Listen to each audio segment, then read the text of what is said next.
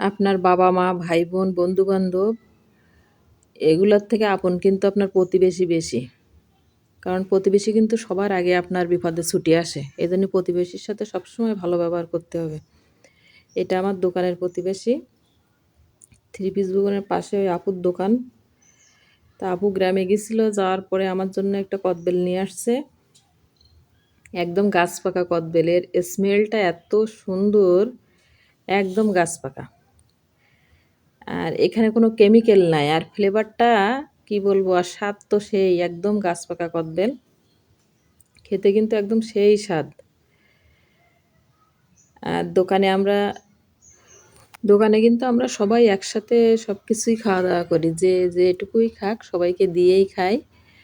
আর কদবেলটা একটু পরে মাখানো হবে, আমি অল্প একটু খেয়ে দেখলাম যে আসলে কেমন লাগতেছে। কারণ ন্যাচারাল জিনিস সবসময়ই ভালো। আর এটাতে ভিটামিন সিতে ভরপুর। আর শীতের সময় কিন্তু ভিটামিন সি একটু বেশি বেশি খাইতে হবে। কারণ শীতের সময় আপনার ত্বক একটু উস্কো খুস্কো হয়ে যায়, এই জন্য ভিটামিন সিটা বেশি পরিমাণ আপনাদের খাইতে হবে।